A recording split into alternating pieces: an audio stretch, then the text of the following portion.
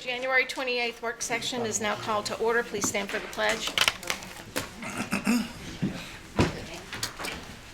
I pledge allegiance to the flag of the United States of America and to the republic for which it stands, one nation, under God, indivisible, with liberty and justice for all. Thank you. All right. The first order of business is the approval of the agenda for tonight. Is there a motion to approve the agenda? Dr. Gupta? Can I ask the question or after the motion? Let's have the motion and then I'll call for discussion. Madam Chair. Is there a second? Second. Dr. Coleman. Ms. Carter. Dr. Gupta. Yeah. Discussion? Yes, some members of the community, they said they are here to listen, but if you go into the closed session in the beginning, Dr. Coleman, do you want to expand on what I'm...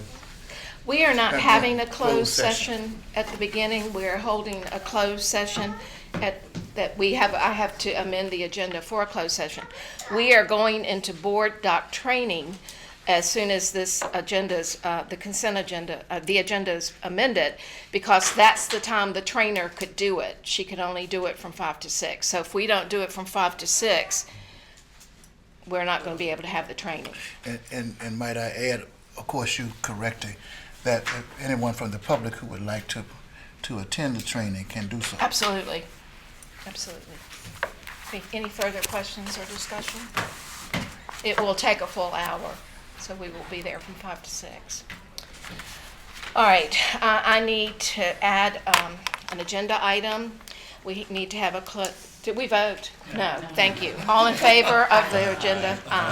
See what questions do to me. Oh, yeah, vacation. All right, we've approved the agenda. Now I need to ask the board to consider amending the agenda. We need to convene a closed meeting to discuss the following as permitted by Virginia Code Section 2.2-3711A7 for consultation with legal counsel about the case of Tervel Massey et al. Versus Lynchburg City School Board, because consultation and open meeting would adversely affect the negotiating or litigating posture of the school board. This would come after number 6, that the closed meeting would be number 7. Is there a motion to convene in a closed meeting? I move that we convene in a closed. Thank you. Ms. Carter, Dr. Simha? Any further question? All in favor? Aye. Thank you. Right now, we are going to convene in room 206 for BoardDocs Training. Community members are welcome to come up to watch us struggle to learn how to work this new computer program that we're getting. Oh, we're going to work. Going to work.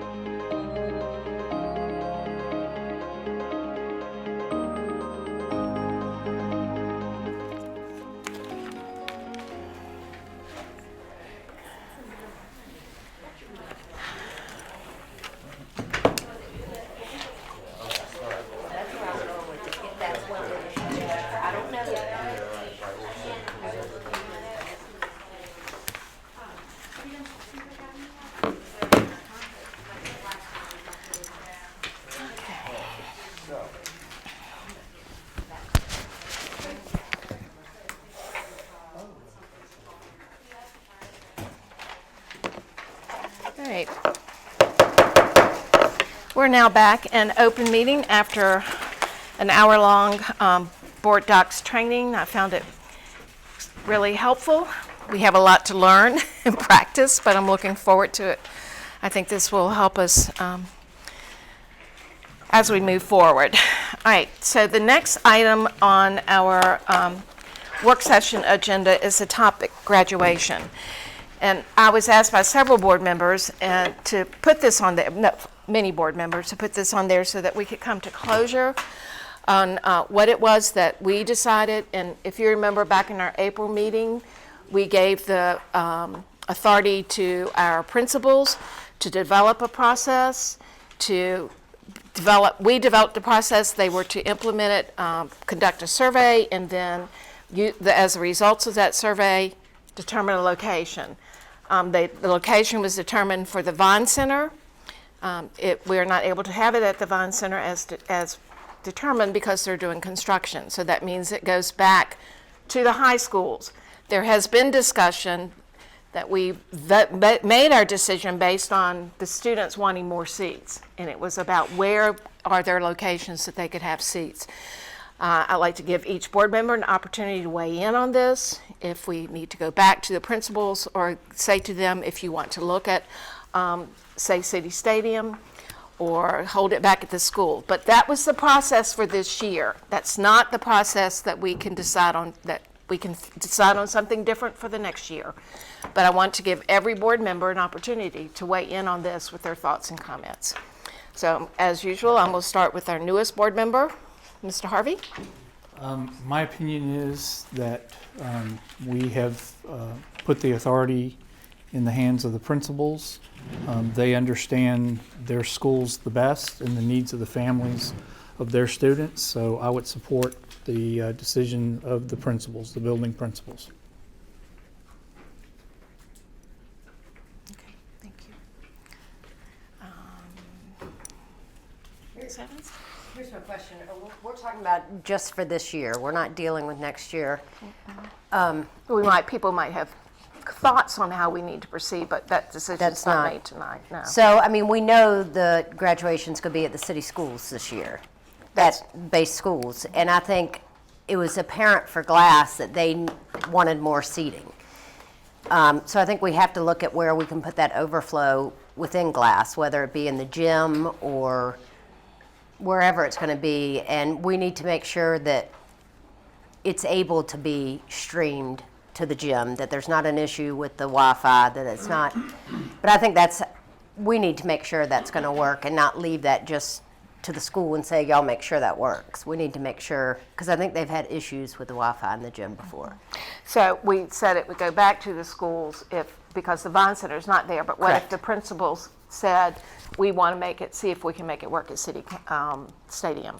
You're saying keep it back. Well, I don't think that was ever an option on the it was not voted form. on. It was not voted on. So I think at this point for this year, we leave it at the base schools. That was the only other choice on that form. Okay. And I think if we're going to switch it, we need to relook at the form. If we want to include City Stadium, that's great, but I think parents need to know that up front, and I don't think we gave them that option. So based on the option they picked, I think we're at the base school this year. Okay. Dr. Gupta? I'm fine with either the city stadium or the base school, but the graduation needs to be all inclusive. Any location we pick, every student and their family should be comfortable coming in and participating. If we leave a single student out just because they're not comfortable, it's not good. And in my opinion, I know we delegated to the building principals, but end of the day, somehow it can come back to the board. This is the decision, and how does the board think, as a final vote on. And we decided that last year that we would leave it to the building principals, but as we move forward, then perhaps as we look at what we're going to do for the next year, not the 2021, then that would be a consideration, but not for this year, because we did, as a board, we agreed that we would follow that process. But you would be okay with having it wherever it is inclusive, whether it's at the base school or the City Stadium. Yes. We don't know if it's even available, but so. Dr. Sinai. So, let me just check my understanding.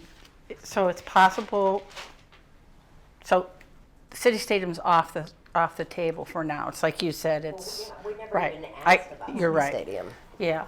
Well, I would agree with the tool. Any choice of venue where any student would not attend their own graduation as a matter of principle, I think would be something that would need to be reevaluated.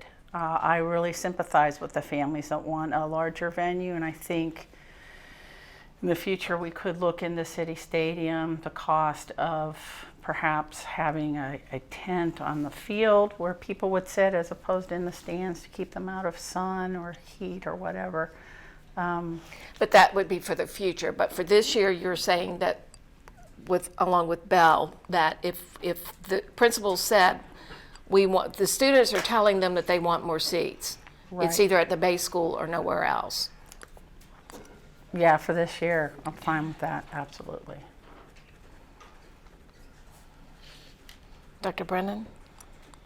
So I want to thank Ms. Morrison and Dr. Edwards for allowing the board to discuss this again. I felt after the last meeting, I really felt a lot of emotion and conflict about the conversations and what had gone on, and I appreciate the time to make some comments, and I've written them down so I kind of have them in place. I think basically I understand and I agree that the graduation will be at the high schools this year, and I think we're looking into the future, what we do next, and I'd like to bring up that topic as far as how do we do a little better job perhaps next time than we did this time.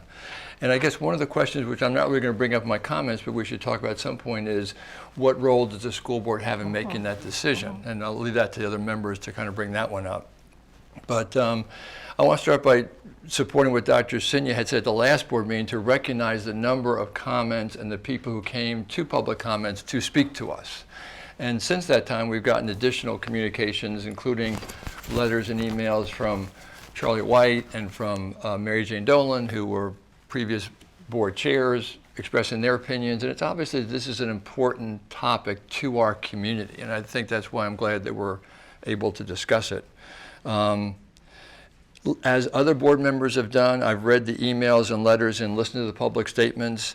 As other board members have done, I've looked at the surveys and looked at all the comments, both for and against the idea of changing the venue. And there seemed to be four main things that kept coming up. One was that the question about how the survey was implemented, as far as we didn't do well in the spring, we did a little better in the fall, but we probably still could do better as far as number of participation and wording. There probably should have been another option besides just Liberty University on that survey. The concern about the cost of the Vine Center, which I think is a good question, and we had some information about that at the last meeting, which I think was helpful. The extent to which other options for graduation were reviewed, I don't think we really got a good feeling for that it seemed like it was going to be the Vine Center, and were other areas really looked at like City Stadium in a really thorough way. And then finally, I think one of the main concerns that we heard over and over again were the concerns about family and students for the safety of and respect for our students on the Liberty campus. And I think we obviously need to be sensitive to that and aware of that, which I'm sure administration will be, but that was one of the big themes of the survey. So as an individual board member, I have three comments I'd like to make. One is about the location, that I think we need to do a more thorough evaluation of other options, and specifically about City Stadium. I mean, we all know and we all have experienced graduations that are out of doors. I mean, a lot of schools do that. We've all heard that, and we understand that. And sometimes it rains, sometimes it doesn't. But I think that the weather by itself shouldn't be a barrier to that. We also talked about the idea of heat exposure, which clearly is important. But I have to say, I attended last June the 75th anniversary of the D-Day Memorial in Bedford on June the 6th, where there were 11,000 people. There were more than 100 World War II veterans who were more than 90 years old, and they did a phenomenal job of having tents, having water, and working with their first responders to make sure that people were safe, and they had close to zero problems with that group. And that was clearly a pretty high risk and a larger group than we're talking about. I think if they can do it, there, we should at least be able to pursue whether we can do it at City Stadium. And maybe we think about some other options at City Stadium, like maybe instead of having it on one day, maybe we have it one evening when it's a little cooler, and then the next morning when it's cooler. You know, try to work around the schedule a little bit to be a little bit more flexible. But I would like it to look a little harder at City Stadium. I think how the evaluation is done, I think that when we do this in the future, I think next time we need to do another survey. I think this should be a pilot project. I think we're not going to, you know, I think people are unclear as to whether we're saying this is forever or whether this is going to be year to year. I think it should be a pilot project, and I think we should do another survey in the fall, which should be done in a more thorough way. And I think we should do a survey after graduation, wherever it is, to find out what the graduates think, and also the people who didn't go. I think we should find out the people who did not go to graduation, why they did not go, and how big a deal that is for people, no matter where the venue is. I think that the burden on us as Lynchburg City School representatives is really to do due diligence to make sure graduation meets the expectations of all families. I think that there should not be any interactions or settings in the venue that result in any student or family member feeling uncomfortable or threatened. And I think that's one of the concerns that some people have. And I'll just close by saying that I do think that communication is the key to the successful relationship between our schools and our stakeholders. And I think we did not do a very good job of communicating what we were doing, why we were doing it, how it was being done. I think we need to do better. And I'd love for us to see us do what we did a year ago, approximately, where we did community conversations, where there was a meeting that was open to everybody who wanted to come. And they could express their comments, we could express ours, we could talk about the good things that are going on in the schools, we could talk about innovations, and people can come and have a dialogue about things. But we don't do very well with our public communications, and I think that's really important. And then finally, I think maybe this is a topic that should come back. It was brought originally to the LACRA Committee, Legislative Agenda Community Relations Committee, and maybe go back to that group to look at it some more and take it back to the board for more discussion. And I think you have some really good points, but I think that's for as we move forward. The Right. question that we need to decide tonight is, do we go back to let the principals, this is then back to them with their decision, and if they decide together that they want to make City Stadium an option, is that what we're saying to them? Or do we say, no, the decision has been made, it's at the base school? Mrs. Evans said, yes, because there was no other option presented on the survey.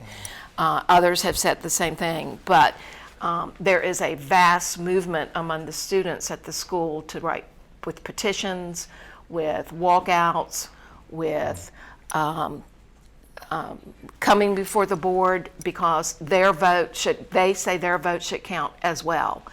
Many of them voted to hold it at a place where they could have more people.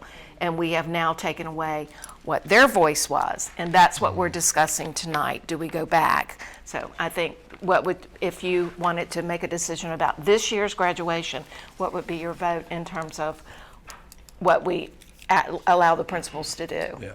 I'm sorry, I thought I said at the beginning, but I'll say it again. I think the decision for this year You may have, and I just... has been made appropriately by the administration, which is to stay at the high schools for this year. But I'm talking about the process that we go through right.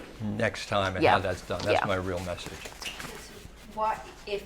I agree, as I said at the beginning, for it to stay at Glass, but I also agree that we need to hear the students, and they did have a big voice in this, and they pushed this. So just because we're saying it's got to stay at Glass, why couldn't it be down and outside on the field down there where you could have way more people than 6 tickets? I mean, I don't think, like, just because we're saying to the principal we didn't give any other choice, you're not locked into your auditorium to me.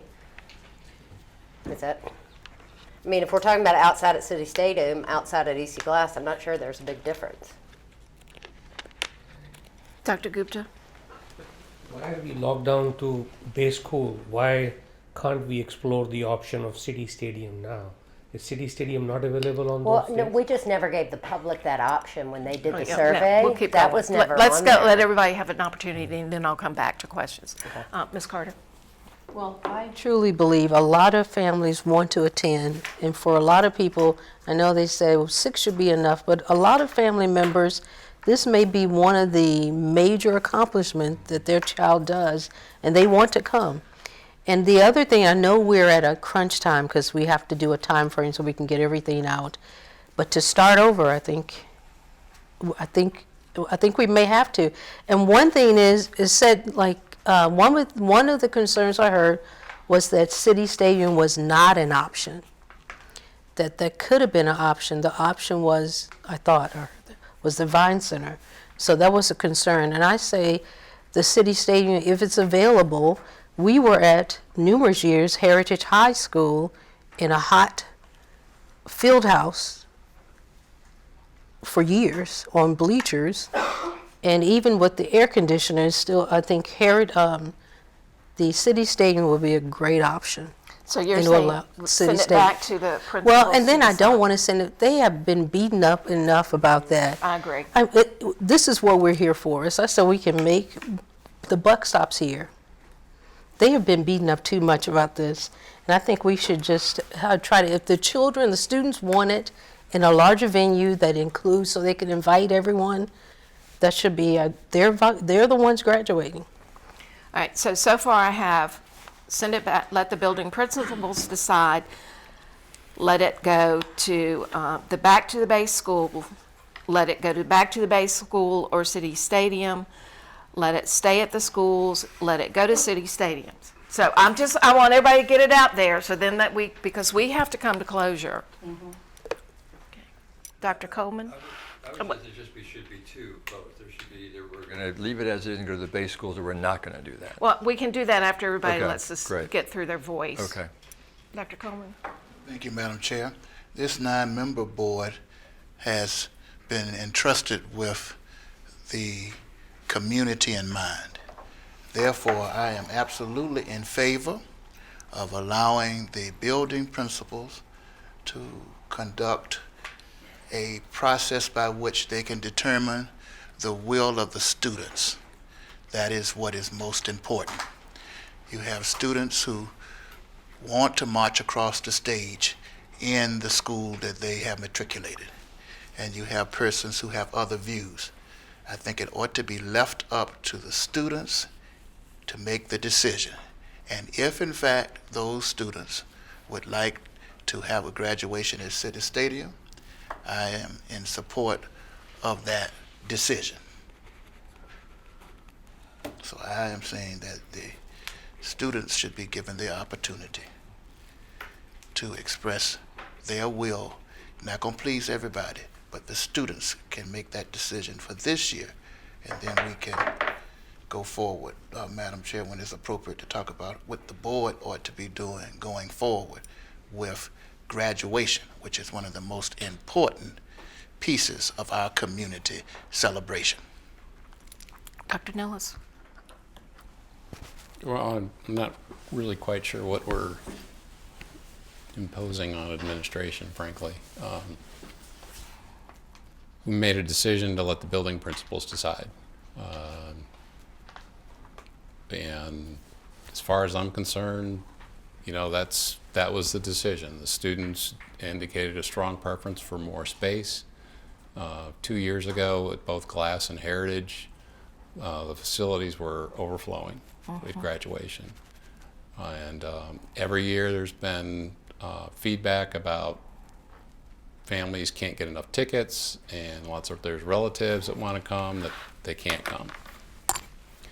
So obviously the Vine Center is a lightning rod for various reasons, but on the other hand, it was a decision that the students made. I'm content with that decision. That the building principals want to look at City Stadium, I'm fine with that. If they want to have it at the base school, I'm fine with that. It's, as far as I'm concerned, this is their decision.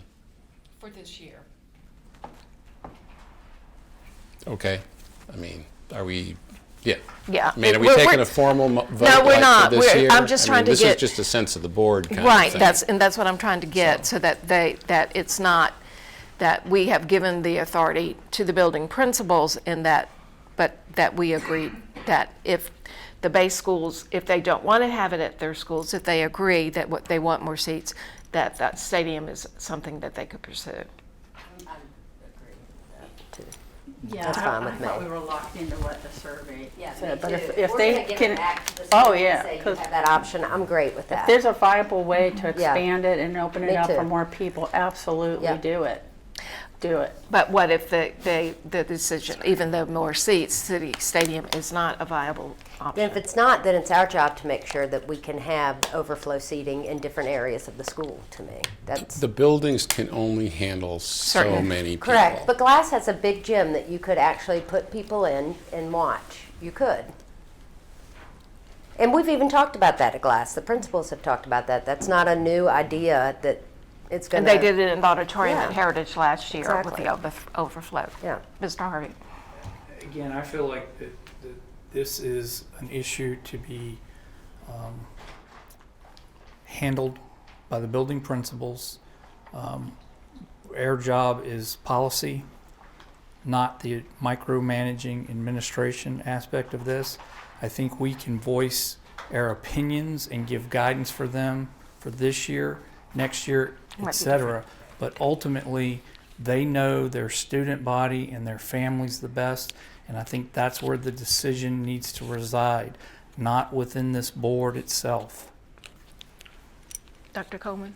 Madam Chair, you haven't, I don't want to talk again and you haven't shared. Well, I'm a traditionalist, and I like it's home to me, the school, and the kid. I read all the comments, and the students felt strongly, many of them felt strongly about being at the school, but more students felt strongly about having family and community members that were important to me, 3-1, and just the class of 2020.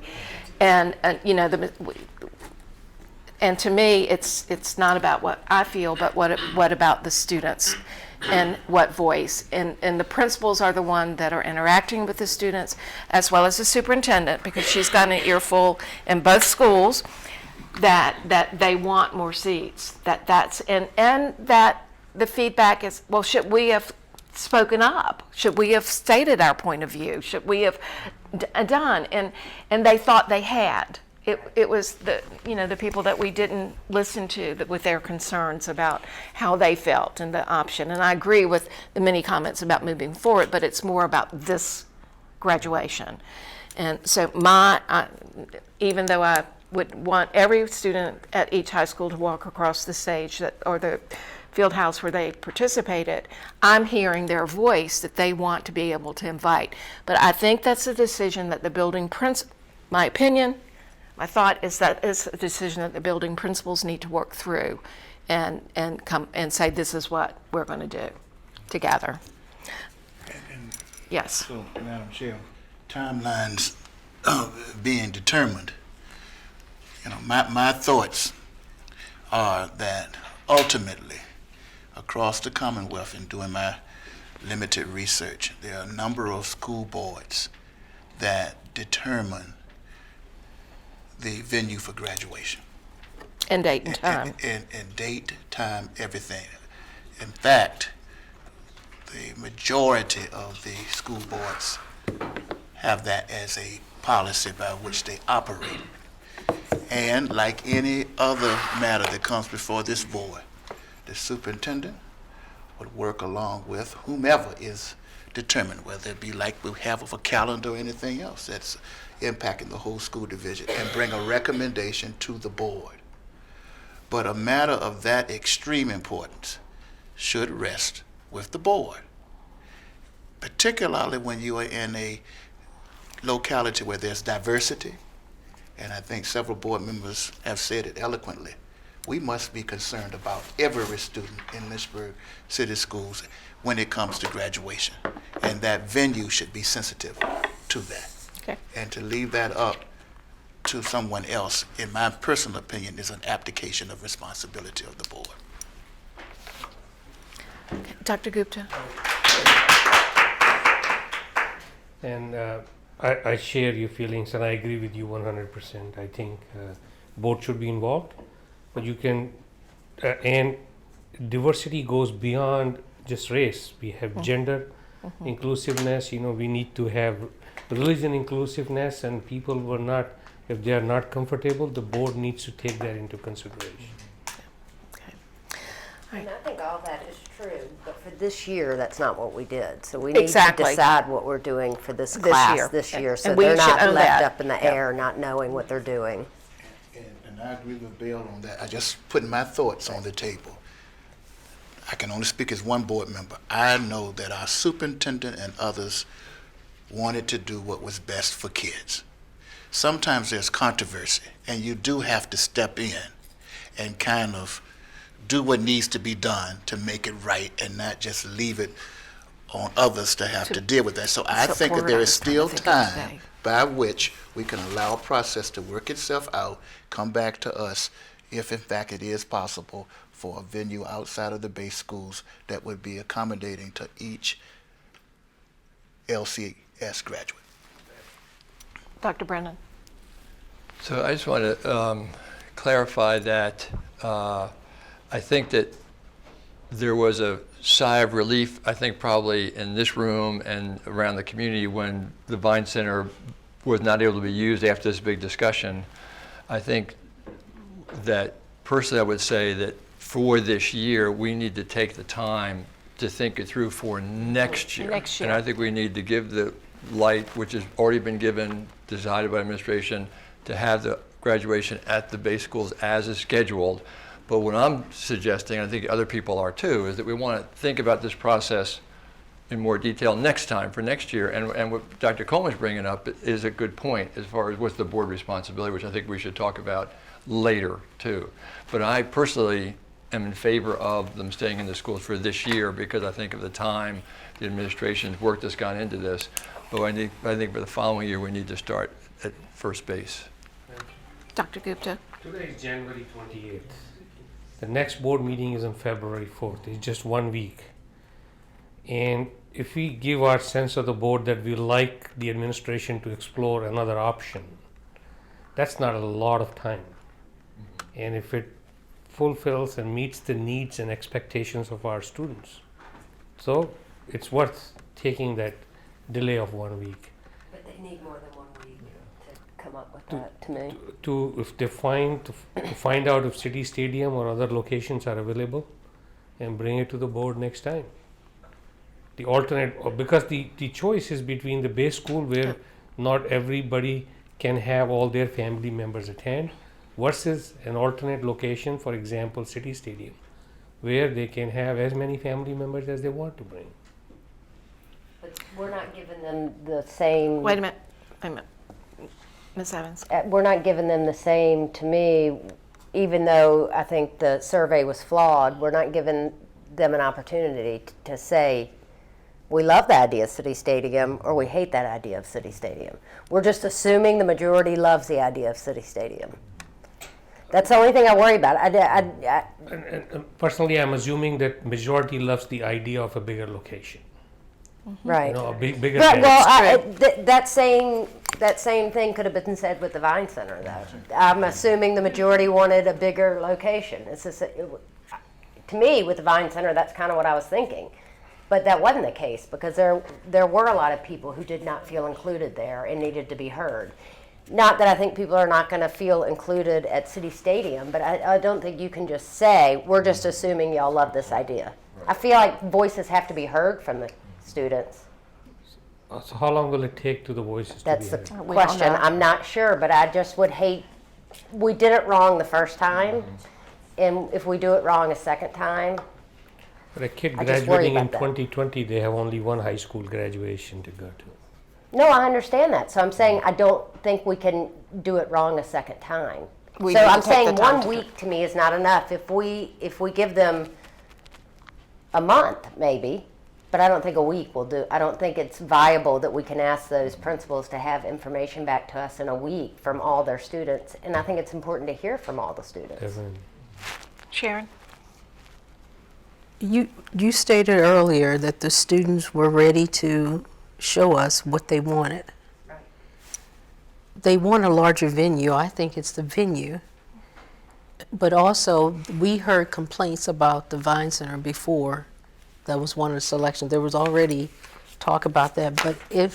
But some of the people that came and spoke, they actually stated, did you all consider the City Stadium?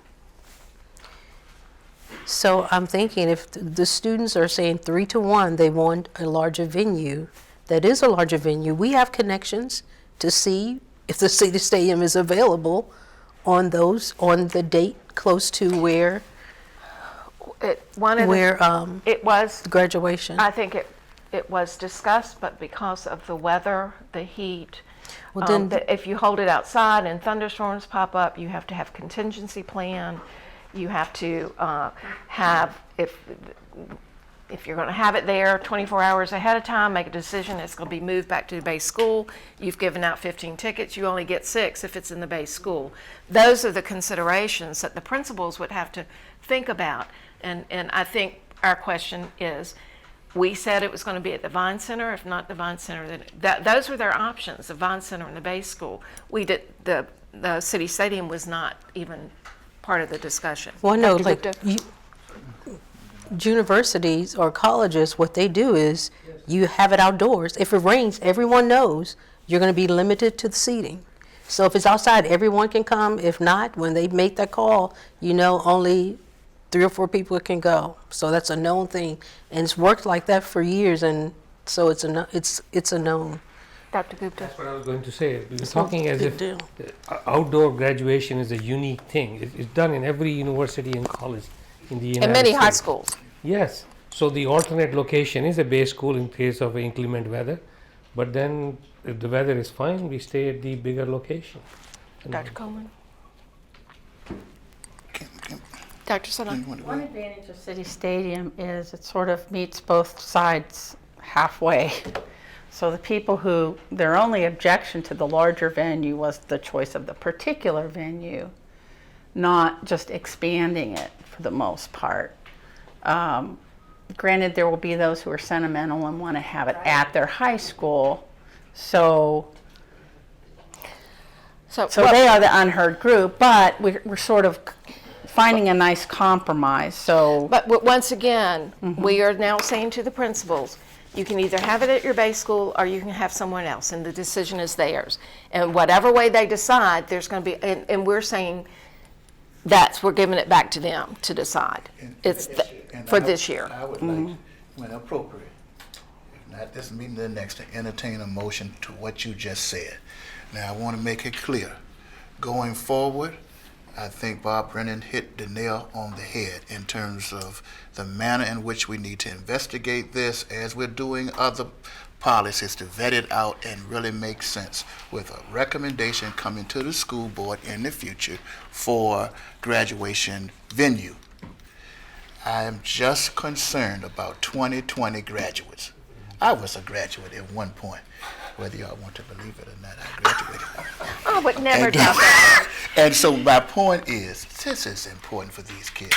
And I am not going to, I'm speaking individually, allow our superintendent and or building principals, which we have nothing to do with, take that hit by themselves.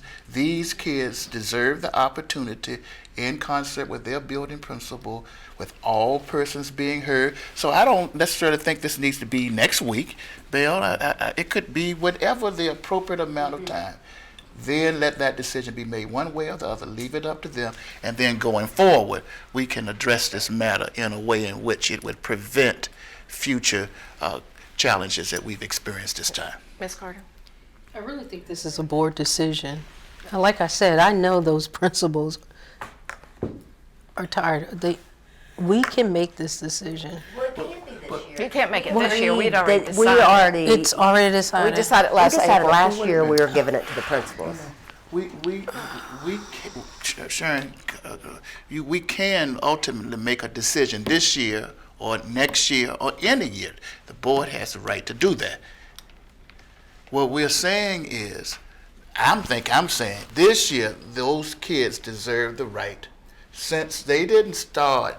I mean, the challenges, whatever they may be and wherever they came from, the kids, it's not their fault.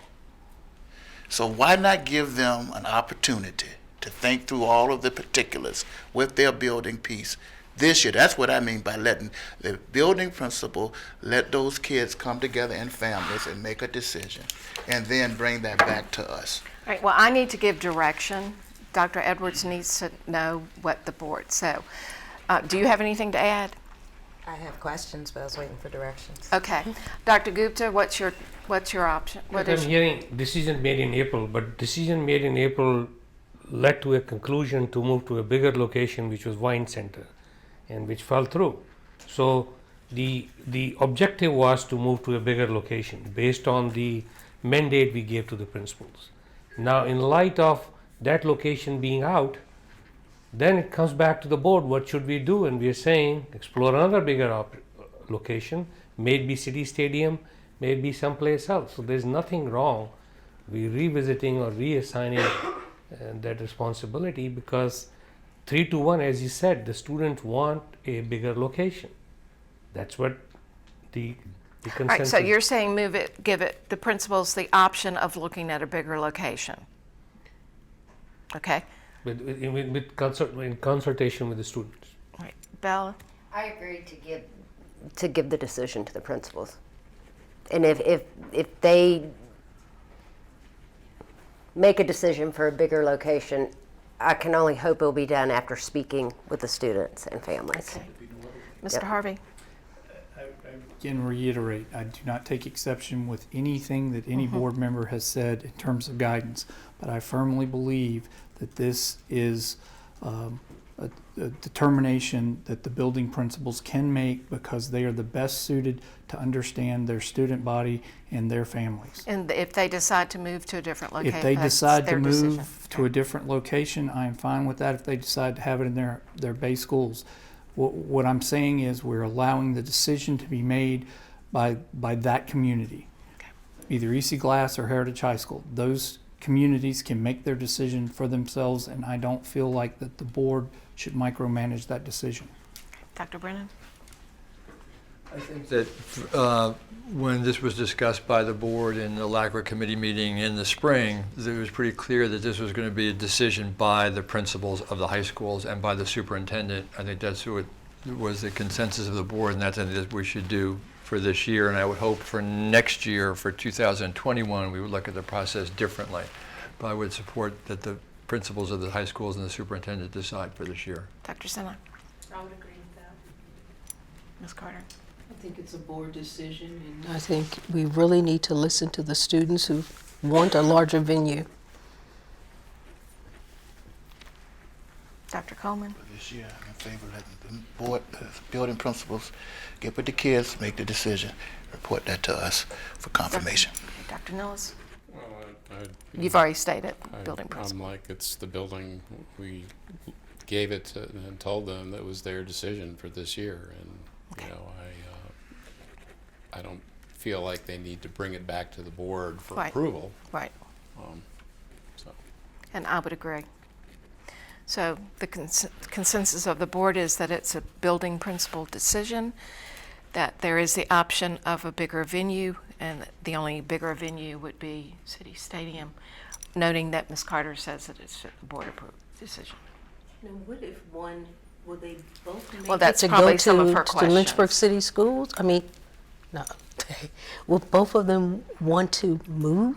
Well, and That's when- going to be a mess if Well, one that decides was to the, stay. that was the directive in our That they both process, go the that same it was way? a decision that they both schools agreed on, the same decision. So that is It's one not of my going questions. to happen that way. My questions are around, and I will. All right, let's listen to your questions. I heard give it back to the principals. What I didn't hear was there's a more thorough way to survey, and the survey was flawed. So, and I heard Belle say we did it wrong once, twice, we surveyed twice. So if it's give it back to the principals and have principals work with their students, if principals give another survey, the board has already commented, or board members have already commented, that they felt like the survey itself was flawed, the administration of the survey was flawed. So if I'm giving it back to the principals without guidance of what a non-flawed survey looks like from the board, It's gonna still and be what a flawed. flawed administration, because part of what public comment came back was the survey was given to the juniors and seniors and family members who are either graduating this year or about to graduate next year, not community members. Some of the feedback that we got was from community members whose kids are not Part of the in. graduation. So that's one question that I would have. The board has not provided me on clarity on that, even though that was raised tonight as a concern. So I have a concern raised, I have a go back, but I haven't received clarity on how the board would like to address that concern. The second thing I heard is the location should be a place where every student feels included, and that if even one student does not feel like that is a graduation spot, we shouldn't be considering it. And going back to the original discussion in April for providing a larger venue, and I will say, in addition to heat weather and things like that, the one thing that we did not want to put families in a position of saying is exactly that. Hey, it's now raining or forecast to be rain. Like it was forecast to be snow. We called the snow day that we didn't have snow, but we have to make a call and have students say, well, I've flown in family members who now can't come because of the weather, and we have colored tickets or whatever the case may be, and we're forced to make that decision, which factored into bigger location, indoors, that the weather won't dictate whether or not we have to say here or there, and that was that. So I just wanted to clarify that. But going back to no student should object. We did not survey the kids whether or not they wanted the Vine Center or not. In the survey results, there are many kids who said, I look forward to walking across the stage at my school. EC Glass was primarily the stage. Heritage students are in the gym. So if there is an objection that I don't want to be at City Stadium, I want to be at my school, again, I need clarity from the board, because what I heard was, yes, send it back to the principals, but I also heard the board say the venue should be someplace that every student wants to graduate in. And the original survey results have children who want to be at their base school for reasons of tradition. Some parents even said, this is my third, fourth kid. I walked across that stage and things like that. They did not express concern with the Vine Center for reasons that other families have. So I need some clarity around that. But I also need the board to understand that even in the base schools, as is or has been, we have had children who have opted not to graduate. In the base schools, it's not something that we publicize or broadcast or anything like that. We It's a work choice. with everybody on, and for various reasons, they've chosen not to graduate. So I just think that needs to be out there in terms of that.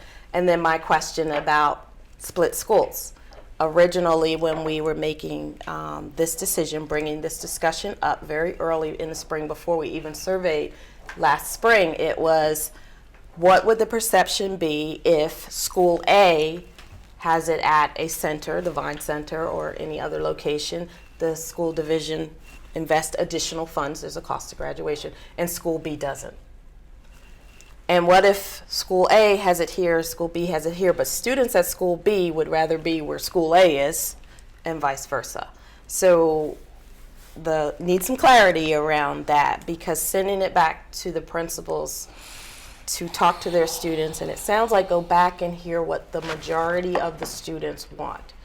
Well, if we look at the survey results, the principals did do, and I'm going to say there were a lot of families that did not want to participate at the Vine Center. But if you're going on majority, the majority of the students at both schools selected yes for the Vine Center.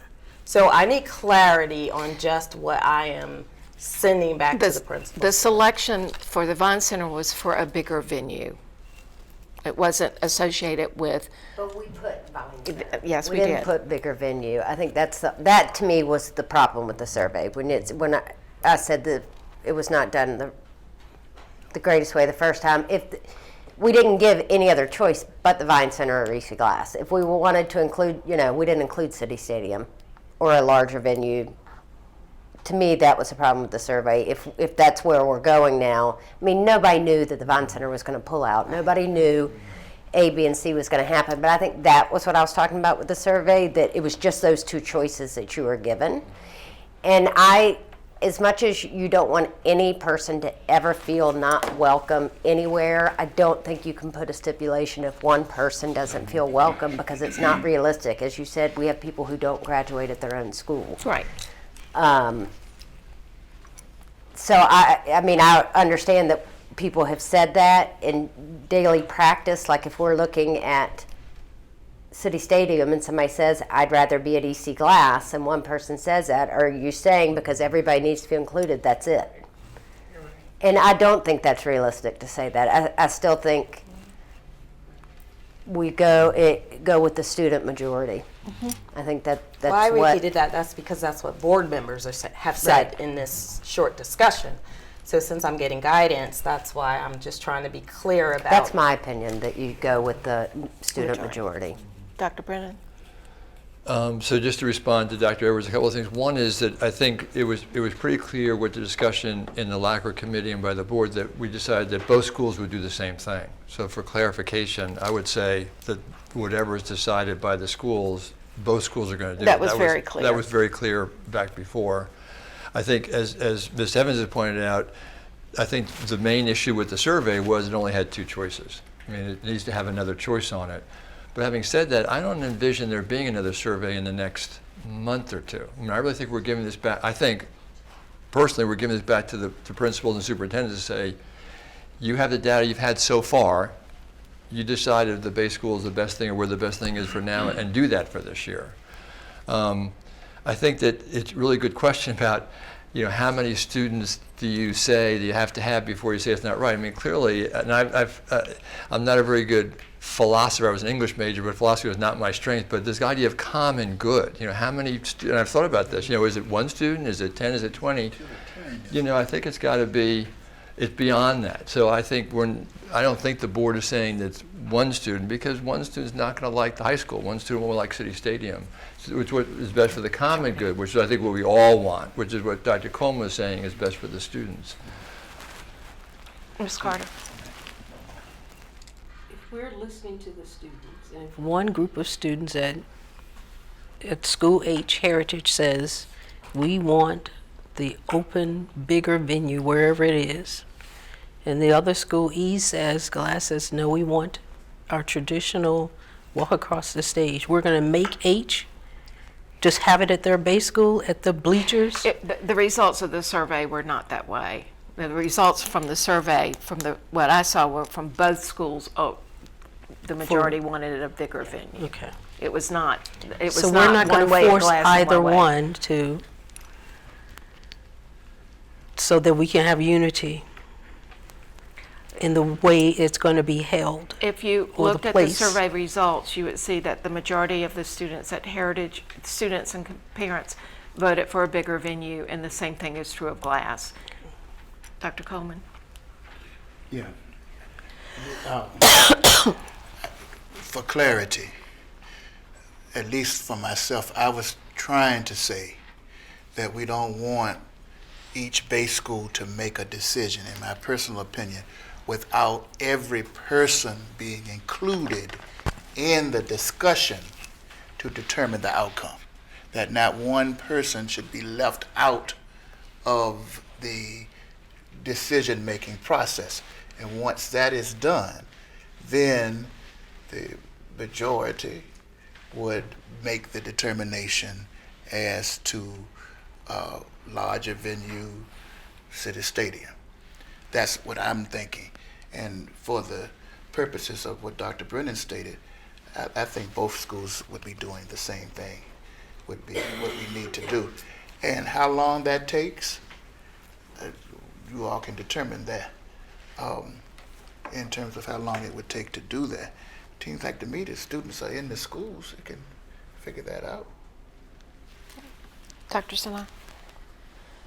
There are issues with doing it at City Stadium, as you mentioned, weather and contingency plans. I would recommend just looking at, what are the worst case scenarios, or what are the possible scenarios?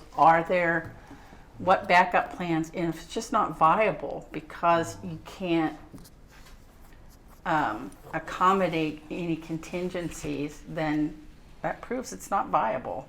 I think that And was then you done. just kind of go through that exercise. That was done. I mean, they looked at City Stadium, and because of the concerns about remember City Stadium has turf, and I might be wrong, Dr. Oh, so Copeland, you but can I put- think turf projects heat more so than just grass. And so you've got students, and I'm sure that discussion was. It's hot sitting there, but we can sit here. We just need to come to some conclusion, and so the Vine Center was the only option we gave them because they had eliminated City Stadium. It then went back to the base schools because that was the only other option. Because students voted 3-1, if I'm right, I can't remember, it was overwhelming about a bigger venue. That's why this discussion. And so what I'm hearing is from the board that if the building principals want to have the discussion about City Stadium, that's their decision. If they decide the students want to have it at the base schools, that's their decision. Yes. Can I just speak to one piece about the flawed nature of the survey? And given that it was spring, I think it was March when we first started, with the thought of this coming May's graduation, I don't want anyone to think that by virtue of the fact that we wrote the words Vine Center, Right. that was a flaw. That was intentional. What we didn't want to do to this community is say, do you want to have it at a larger venue? Have people say yes, and then say it's going to be at the Vine Center. We were very transparent from the beginning when we went through everything, and we're like, we need to have this someplace indoors. What's indoors that can hold a lot of people that we wouldn't be forced to have plan A, plan B, contingency plan? And it was the Vine Center. And we knew that there was, concerns about the Vine Center very early on, which is why we cannot make this decision without being very transparent about asking Vine people, Center. do you want to go there? And that was not a flaw, that was intentional.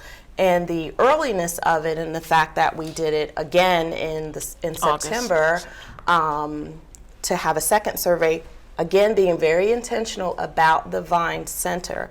The work session that we had in April was also not a fluke, not a flaw, very intentional, because at that time, when I was discussing with the principals the possibility of all of this, we recognized that this is a decision, and we knew every other county school around us does it. We called, contacted them, asked them about any incidents, anything, blah, blah, blah, give us everything you need to know. But we recognized that for Lynchburg City Schools, this may be a different decision, and it's going to require community in this decision. So yes, we asked for a work session, a public work session with the board at that point, seeking the boards, like everybody, let's talk about this decision.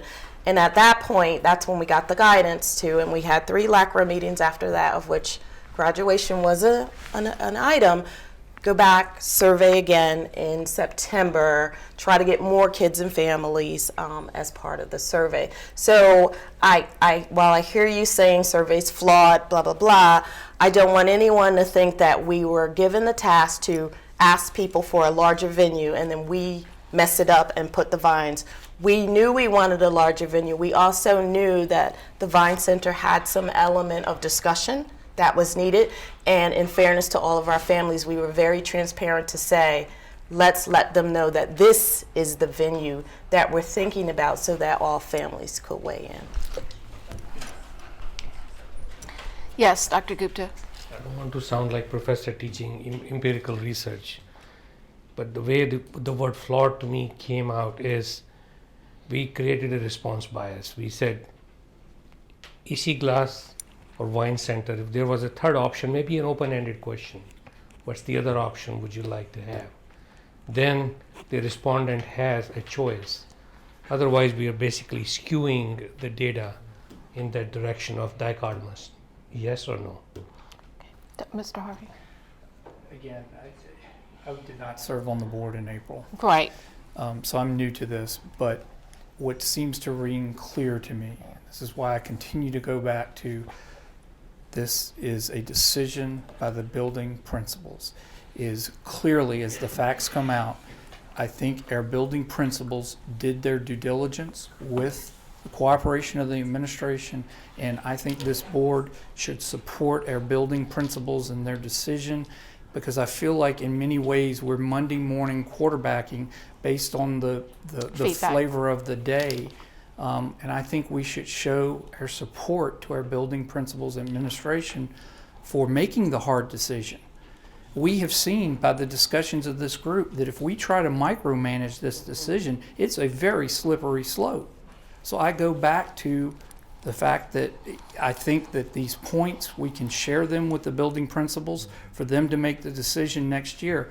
But I do believe that this should be at the level of the building principals, because they can get the pulse of the students and the families who are going to be impacted by this.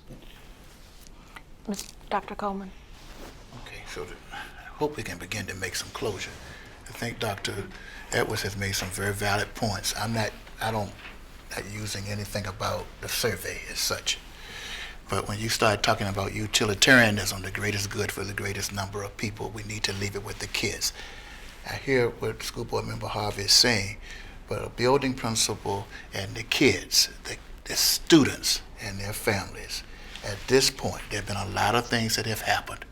We don't need to be making statements about who's to blame, because it's not the kids' fault, whoever fault it is. The board ought to take the responsibility for that. Promises of the utilization of Divine Center with no legal commitment to engage that. I mean, there are all kind of things, but we don't need to get into all of that. Let these young people make a decision about their graduation, free from the opinions and thoughts of the building principal. If that can't be done, I will trust the administration to tell us, which is getting us back to where we ought to be in the first place, a recommendation coming from the superintendent to the board to determine, like the majority of boards are doing in the Commonwealth of Virginia. So I'm voting for us to let the building principals work with the kids. If it's possible to do a larger venue, so be it. If not, let it stay at the base school. At least the kids will know that this board stands with them in being able to be vital participants in their graduation as they had hoped with a larger venue. So I'm hearing from everybody, I think other than Ms. Carter, that it should be a board decision. But I'm hearing from everyone else that it needs to go back for the principals to make that decision based on input from the students and the surveys. The surveys overwhelmingly supported a bigger venue. That may not be an option. Are we? Could you clarify what you just said? Because you said that it would be the board decision. No, I said Ms. Carter wants it to stay with the board. I said that I'm hearing from the rest of the board members that it goes back to the building principal, not the board. Thank you for the clarification. Well, actually, I would recommend That what Dr. Coleman said, a recommendation for the superintendent for us to uphold whatever needs to be, but So that's two people who said it should come to the board. And just for my clarity, this year I'm supporting the This is in notion the of future. Next year Okay, is okay. when I'm talking about the board itself, which is essentially what Sharon did. Either way, it's the same thing. Same Let them difference. work it out, bring us a All right, recommendation. all right, but for this year, we're saying the decision was at the building level. Is that clear? Am I seeing agreement with that, other than Ms. Okay, other than Ms. Carter? Building principals in consultation with students. And that is used. They have had that survey. That's 3 to 1. they know it already, don't they? Okay. Okay, so just so I'm clear, so I'm telling the building principals that the decision as to the venue is theirs. Yes. They have to have the same venue, Yes, so either, now, we just talked about that. we talked about that with them last year. That the decision had to be the same. And then I raised the question, what if one school strongly wants? And we said that it had to be the same. Can I ask just what's the rationale for that? That's not going to be Does that fair. complicate things? Yes. Does that make things harder? Yeah, we've had that was the discussion. Okay. But the principals knew that, correct? Yes, They the knew that last principals time, knew that. Sharon. They agreed to that they would do the same thing. But this, That's not a new. I'm just saying, going for this new piece for starting tomorrow piece Right. for right now, I'm just trying to see, are the rules the same? I think we keep them the same. We're not changing Okay. anything except And the Vine some- Center was taken away. Yeah. That's the only change and we some of have. the reasons for that, at least as I understand the history of it, getting to Sunday, is with Virginia High School League dynamics and all of those Yeah, things. yeah. And then kids can't be at graduation because they're participating in state State competition. competitions. That's why So- they moved it to a Sunday, because So state that's kind competitions of aren't. some of the reasons why that is the case. So continue on, so, The students, if They feel like their voice is not heard, they need to come and let us know, especially if they are forced to do something that they don't want to do. It's not a matter to me of being forced. You're going to go with the They are, majority. well, they're not, that's not going to be how it seems. But what Because else? we're trying to make both schools do the same, and it may not be conducive to it do was the in same. the survey was, at the both survey schools. was, Both yeah. schools, the survey We'll said see. bigger venue. We'll see. The results did. Okay. So both schools have to agree upon doing the same thing. And with regard to the interaction with the students and managing board expectations, I heard we don't need to do another survey. So Correct. in that survey, what I don't I wanna will, give them but a step by step. I'm But let me ask, because I'll leave it up to the survey specialists and efficiency specialists on that. How do we make sure, to me, how do you make sure that every graduating student has had an opportunity to cast their thought on the matter? Well, that's To the part of, building that's part of the what we see that we need to address. But So that how survey, difficult according to what I was told, numerous calls went out to, and text and messages by phone, by cell phone, by computer, that the survey is there, you need to, this is what you need to do. If we're talking about just this year, Just this year. just this year, why can't the principals just go talk to each government class of seniors? If we're just talking about just this year and we're worrying Now about you're talking everybody's big. Not in a seniors, why government can't they literally class. go speak with the students They all instead have of that to having to take be a government. formal survey? I'm just wondering.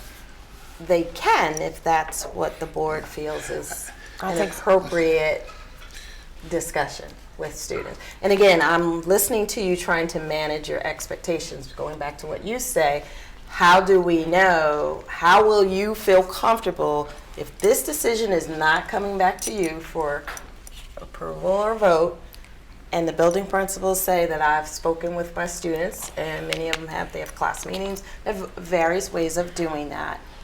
Is that an acceptable way of speaking with your students and getting a pulse? For this year, yeah. Trust our. Because I hear the strong wisdom around this table about it. Right, That's right. Say, That's for what this we have year, to That's do. what we do. That's what we said we would do, is give it to the principals, and that's what we did. Once we dispatch of this matter, we need to immediately move into getting 2021 in Right, place because the exactly. students need to know now what that process. That's right. Not immediately, right? I guess this was not supposed to be this. Do you have anything else? I think I'm good, but if I have additional questions. Do you anticipate a timeline of when we need to do this? Because you're talking about April the 28th, or when is the graduation? Oh, May. May 28th, May 28th. Make sure it's available before they even start any of this. All right, so Make we sure have now. everything is in order. Yeah. Okay. Any other before we move on? The timeline is quick, as people have mentioned even in a survey that they want to get announcements, I believe, and there are invitations and things that they print up, families print up that they need to know. But I want to go on record because Dr. Edwards is asking for guidance. So if in fact, as the chair was stating earlier, if you're having a discussion around City Stadium, before you even take that to the kids, You we gotta need to check. find out Yes. if in fact City Yes. Stadium is even in play before you start going to kids about a stadium that's Yes. not going to be available in the first place. Yes. I don't Dr. want Brennan? that. One of the points I was trying to make originally was that I think Does that make the sense? idea of going to City Stadium is a big process. I think like the D-Day Memorial, I mean, they spent months getting that process in place so it would be safe. So I do not see that, I personally don't see that being brought up as an option for this year. I think we should give it to principals, let them decide on the information they have, and we move on for this year. And in the future, we take the time to look at, see if there are other options available or not. But I don't But want if they to sort of come to decide the city. City Stadium. All right, we need to come to closure. But we've already So come to we closure. have come to closure, so I need to really, we need to, if we've addressed what you need, then we need to move on. Okay? Is everybody okay with that? Can I just- No. Will that be taken in consideration, the availability of the venue before the discussion with the kids about that as an option? I would say That's that already is done. exactly what we did, and this might get dicey, and I don't know the logistics of renting or getting City Stadium. You If have to. it's, should we do some kind of official contract first and then find out what the kids were? Because we did a check of a date, save the date, hold the date, and that's what we did with the other thing before committing dollars to it. So we may run the same A non-binding contract, or it can't be non-binding, to but save the date at best. save the Yeah. date. Okay. That's what we All did right. with the other one. Sharon, we do need to move on, so can you make it brief? Now, there's no use us going telling the principal to give them more hot water about asking the students for anything if we can't give them an option. So we might as well just put it down that they're going to be at their base school. If we go back and give them some illusion that we can help them do all of this, and then it's a split, one wants to go the other way, we don't need to set them up again for more emails and more complaints. Well, if they go on based on what they've had, the results of the survey said a bigger venue, that the Vine Center, but the survey ended, the comment said, I want to be invited. Right, so we've given her direction. I think we have discussed everything, but we know that we have a future discussion about where we're going in the future. And I think a very serious one about how the board wants to be involved in the process. But that's not for this year. Okay? All right. 21 revenue projections and preliminary budget overview. This should be a short conversation.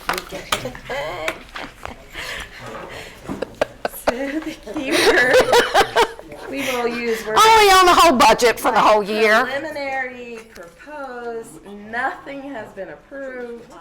But we wanted to share with you the preliminary revenue projections and then talk a little bit about what we have in the proposed budget. Thank you.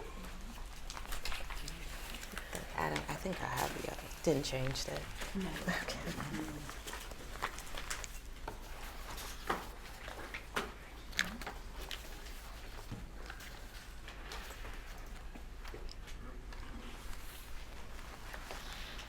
So I will let Ms. Laconich kind of take you through very quickly the revenue budget. But we really want to hear. Yes. So please don't feel like you're rushing on our accounts. This is important. So this is the information that was presented at the Finance Committee meeting last week. This is the governor's proposed budget, and we just wanted to give you a snapshot of what it would look like compared to the revenue for this year and the changes. This handout is actually from the VDO website. When you look at the totals overall, this is not all your operating budget. So when you look and you say this numbers doesn't match what is on here, we have, there's governor school funds in there. There's some other things that we're a fiscal agent for that we have to pull out when we're looking at the operating budget. The columns in green, those are your next year's projection. And again, it is projection based off the proposed. The first column is the state share, and the second column is that local match. So we have put this into the format into the second sheet that you've had, and the left-hand side is the state share and the right side is the local match. And it's just showing the difference. And so at the bottom in the highlighted green is showing the overall state increase in funding. And on the right side is the amount that the locality match has increased as well. And when you look at the number, you'll see that it does. You can see that the state funding has gone up, but there are things and requirements tied to it. So it's just not like it's not a set amount of money that you can spend on whatever you wish. It has to be tied to some of the program areas with special ed. It has to, the VRS line went up because the rate's going up. It's going up from 15.68% to 16.62%. So it's not just a pot of money that we can just put wherever we want to put. Within this, we do have to deal with any salary changes. And the governor's proposed budget, there is a 3% over the next 2 years. But that's allocated to certain positions, right? The SOQ funded, SOQ correct. funded, and that doesn't cover all of our employees. That is correct. So we just wanted to give you a snapshot of this to see if you had any questions. Yes, sir. Is the 3% increase, is that 1.5% each year, or is it 0% the first year and 3% the second year? It is. They do not mandate it.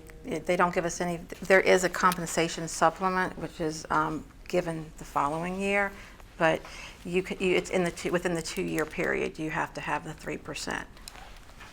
So it could be none this year and 3% next year, Yes, or ma'am. half 1.5 this year. We don't know that yet. Is that correct? That's correct. And with the new pay schedules that you all had approved last year, there is that automatic increase, and that we will be able to gauge that percentage, and that could be used towards that 3% requirement. Key takeaway here is the ADM is down, but we'll be getting about $3.2 million additional from state in this Correct. upcoming fiscal year. If the local funding matches, then we'll have additional $1.9 million. That is correct. If they do a level funding, then we'll stay to $3.2 million. And we just have to, the 1.9 million is a amount that we have to put forward through the locality in those areas to make sure that we are funding those particular areas. The ones that are grayed out do not have a local match. So it's like putting a puzzle together. Once you think you're doing it, you have to go back and look at those particular areas to see if you're still meeting everything. I asked you in finance committee, I'm still confused about that salary supplement of about 1.465. But we can discuss that later on, because you're taking that out from this additional revenue we are getting in this upcoming fiscal year. The state did not fund it this year. They have it in, when you look at the, So you're carrying over that expense to the next year. they're not contributing anything towards that. If you look at on the first page, where there's a compensation supplement, right under the incentive programs, the first line, it says it's not funded in 2021. They are providing, in the proposed budget, again, this is just, estimates, a little over $1 million for the following year. So what I'm saying is the zero should be a number there or in that row, because supplement for current fiscal year is 1.465, for the next fiscal year is 0, but you have a negative of 1.465. You see what I'm saying? That's the difference. We're seeing a decrease in our revenue. That last column is just whether we're seeing additional state money or a decrease in state money. So since the state is not funding, you're taking it out. Correct. This is just comparing the difference between what the state was giving us this year versus next year. Dr. Gupta, I want to make sure I heard you correctly, because on the local match side, the $1.9 million is additional funds we have to come up with and contribute. It's not additional revenue we're going to get. No, what I'm saying is city gives you level funding, then you will get 22 million. If city matches up what is expected, then you will get 24 million. Am I correct in assuming that? So if it's not level funding, then the best scenario will be you will get 1.927 million extra from. Extra, okay, Extra, yes. extra. Extra is a good word, Yes. okay. So if it's a level funding, then that'll be 0. Okay, Right. correct. Dr. Sinha? Checking my understanding, though, if we don't get the 1.92 million and change, does that impact the state increase because it's not going to the match? We're not meeting the criteria? If we did not already have more, the locality already provides more than the 22 million. So we just have to maneuver and make sure it's put in the right areas. Okay. So we're trying to, not go back and ask for the additional 1.9. We want to absorb it within our own budget without impacting the programs. Yeah, that makes sense. But again, just to clarify my understanding, in order to qualify for much of this 3.2 million state funded increase, we have to either reallocate within a level budget or allocate additional funds should the city decide to do that to these matches to qualify for that state, that additional state That would funding, be correct? Thank you. Yes. Yeah. Was good question. Dr. Gupta? I just have a request. Just for everybody else who was not in finance committee, she did a wonderful job presenting the health insurance. So my hope is in the next board meeting, if we can get that same replica presentation for all the board members. That's coming Because- at the next board Yes, meeting. because our health insurance need to be on, what Dr. Brennan's right word is, on our target watch list. Because we are spending more and more money month after month. That'll come to us. Then next board meeting, Okay. the handouts you had. Yes. Do you want us to provide the full handout to that? For the or- everybody, yes. Okay, I'll send that to you. Or I That's- can make that's- copies if that's okay. okay. It's not a I'll give problem. you. We can add it to the agenda. Dr. Brennan, No, fine. So I thought you were going to say something. Yes. if there are no more questions about the incoming revenue, I want to talk a little bit about the requests from the city and the proposed budget and some of the things that were in the budget. In addition to, you see some of these things here that require local match and things like that. But I wanted to make sure you had an understanding of the revenue piece, and I think my part will answer the $1.9 million question. Okay. I have one more request is the extra funding or the additional funding we got from the city. Could we get updates on how we are spending that money, where it was allocated in terms of benchmarks, where have we Are you talking about the fund balance? fund balance? Okay. Yes. Where do we stand in terms of which projects have been taken care of, which projects are 50%, 25%, sort of the project status report. We've only had the money for about 10 days. I know. But we We're know. still working on aligning with the correct accounts. Where we're at. Thank you. Floor is yours. Okay, so my revenue line is probably the city piece that says, what are you gonna request from the city? And as you can see, there is a 1.9 additional local match that we would have to match to get the 3.2 million. Our request for the city is going to be what it was last year, the 42,028,498, I think I'm doing that from memory, dollars. And inclusive of that amount will be our share of this local match. So we are reallocating to make sure that we can come up with our local match piece in addition to some of the things that I'm going to mention here that are also in our request in this 42 million. Part of it is the salary increase that's already in the pay tables. So I'll just give you an example of what that means, like on a person level. So a teacher who's on step 16 who earns $44,583,000 will go to step 17 and get $46,081. So that increase. Custodian on cluster K earning $12.61 an hour will move to L, cluster L, $13.06 an hour. And then I just picked an 8-hour bus driver who is on cluster F making $13.93 an hour will go to cluster G making $14.35 an hour. So those pay tables are already done. It's just a matter of us figuring out how many people at each level times the amount, plus factoring in retirements, new people, and that to get an idea of how much additional salary money, that's our first top thing, that we need, and then what is that percentage-wise. So as we look forward to next year's total 3%, what have we already contributed and how do we make up that difference? So that's the first thing that's coming off. In addition, just looking at, this is all under our strategic plan goal 2, recruitment, onboarding, and retention. We've also discussed some salary adjustments for some needed positions, including substitute positions. Some of that conversation we've had with the finance committee, but we were looking at substitute drivers, assistants, teachers, and custodians, what that rate, either hourly or daily, was, and whether or not we could make some adjustments in that rate to retain, again, not with our high quality staff, but also people want to sub for us, and we know that subs usually turn into full-time employees. So looking at that. A big one that we're also looking at, but we've been keeping an eye on for month to month, and I say month to month, and I know Kim and crew do probably day to day, is the healthcare and the additional VRS contributions. So that's another thing that as we look at that request from the city, how are we allocating funds to make sure that we have that covered? And you know, we've been watching that healthcare every single month to see where those costs are going.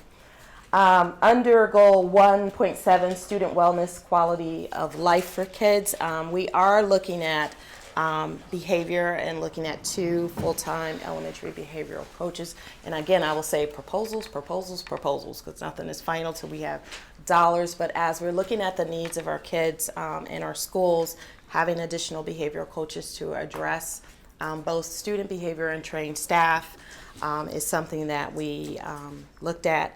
You know that we're moving toward a counselor ratio of, I want to say it's 275 to 1 next year or later years. So an additional elementary counselor at this point starts to move us along the way. We're really crossing our fingers because as we look at the needs of our students and our families, an additional social worker, and I think we put that in our legislative platform, is something that we want. We've had an understaffed position, a BCBA position. We're keeping that in, even though we were unable to fill it, but we think that that behavioral support, board certified behavioral analyst, sorry for the acronyms, is an important position. And we've also reallocated funding from the traditional way that we have it in some central office lines to be in school lines for the counseling staff to support positive behavioral supports and character education at the school level. So you'll see some differences there. And that's all under goal 1.7. 1.6, programs and services, goal 1.6. We're looking at funding for special education services that are alternative programs. We have them in our schools, but we're really looking at if we place children in some of our alternative programs, can we also meet any of their IEP needs there? So there's some money there. We've talked about some of the concerns with the Medicaid, things that are going on with placement at Family Insight and slowdown in approvals. And that, so we're looking at some ways to possibly have some non-Medicaid dependent services and working with Family Insight to see if we truly have kids in need, how can we get the needs met without having to wait in the Medicaid pipeline for kids who are really critical. So that's in a, like I said, super proposal. Art and world language are some of the additional sections that we're seeing growth in at our high schools, so we're trying to support that.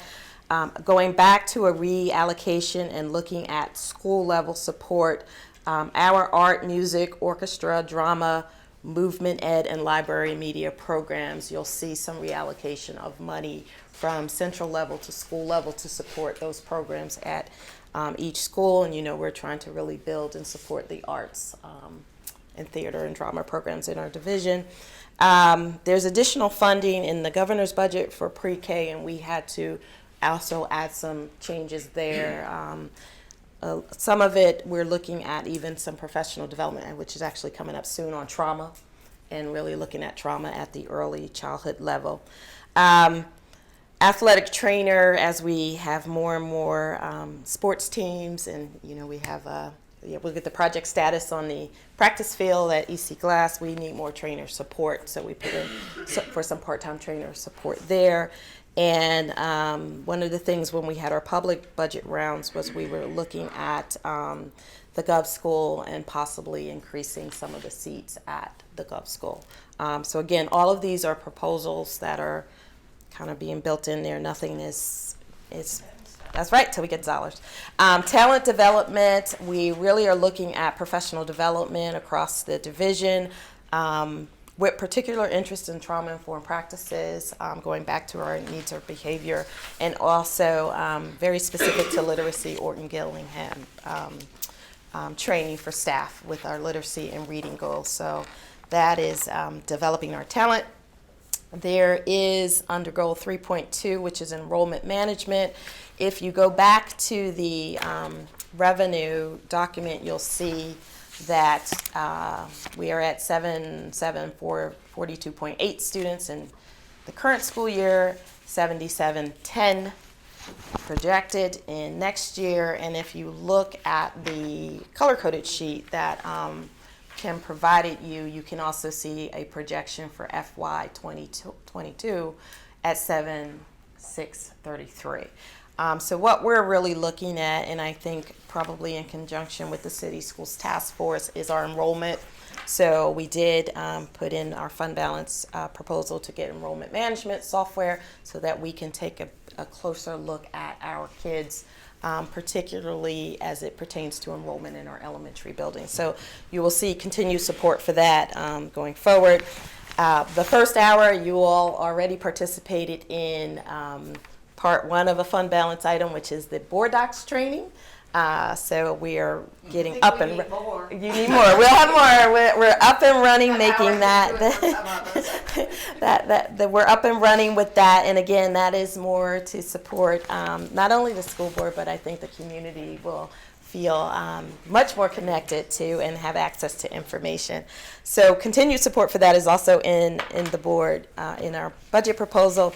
And then finally, one of the things we did this year was really kind of change our funding, how we're allocating funds to schools. We move more to a, I'll say, pseudo zero-based budgeting process, but the management and oversight of that is really important to us.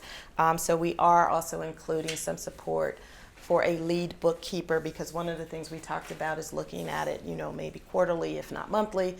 I will say publicly quarterly. I know Kim looks at budget monthly and weekly, but really to make sure that our lines are allocated in the right spots, are being expended correctly, and we have checks and balances. So those are the things. That's just a quick summary of what's included in what we have previously called as level funding. I'm just going to call that last year's number in the $42 million that we're asking, that we're going to propose for the city manager. I do have to send her an official letter at the end of this month, which I will, after taking questions here from the board, put that together and get that to her by Friday. Questions? Dr. Edwards, all of this is reflected in its totality of the effort to do things on the front end and at the back end, Yes. which I think is very impressive, and so I appreciate it. I would just like to caution that if the enrollment goes down, that does not necessarily equate to loss of teacher positions, because you might lose 2 second graders or 3 third graders, but they could be at different schools, and so that doesn't necessarily mean that we can riff some teaching or other positions. Dr. Sinai? The enrollment projection, how's that derived?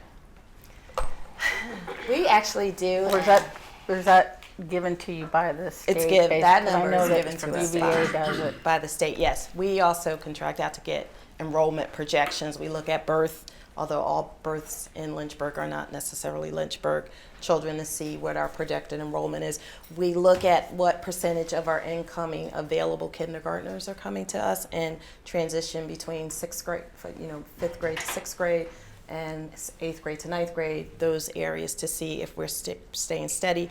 And I think at one point, probably last year, I gave you a little graph that showed that if you look at the middle and high schools, the enrollment is pretty steady. Actually, we get more kids coming into the high school. We actually are above 100%. If you look at where our enrollment is sort of dwindling, it's at the elementary level. And specifically, although last year our kindergarten enrollment went up from the previous year, kindergarten is an area that we look at to see are we receiving all of our kindergartners, in conjunction with what we know for families who let us know that they're homeschooling. Families can opt out for religious reasons and also go to private schools, which we try to keep track of those numbers as much as possible. I just wondered, because you see all this construction around town, you think we're like this little boom town, and of course I know a lot of it's apartments and probably not family structures, but you got to think sooner or later some of that has to spill into the schools and our numbers, and hopefully that increase in kindergartners is a precursor of what might be to come. Other board comments or questions? Thank you for putting this together. If you have any, you have to have the letter by Friday. Yes, she asked for it at the If you have time to look over this and you have additional questions. I'm sorry, what letter by Friday? to the city City manager, just manager officially letting her know what our budget request is. Thank you so much. All right, that takes us to Lynchburg City School Board Instruction and Program Policies and Regulations. And that dealt with the policies regarding change to the language. Thank you, Hope, for sending out all of that information. I found it very helpful. I'm not sure I understood all of it, but I did read it. And I will say, I did bring some additional copies of those opinions if anyone needs them. I don't have the specific policy that we're looking at. Oh, yes, Dr. Cowan. I did not copy those, but I can pull them up. Hold on. I had my board agenda from, I would love one.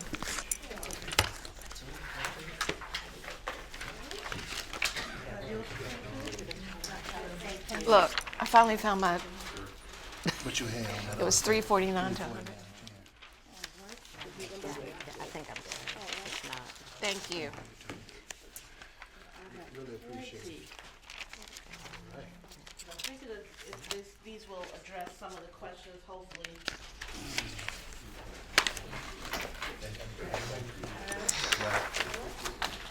Thank you. Mike, do you know, what was the number of the policy that we took out that for discussion? I don't have it in front of me. JNZR. AC, GB, well, I guess it's JBZ, GBAZ, I don't have those. JFHAZ. Yes.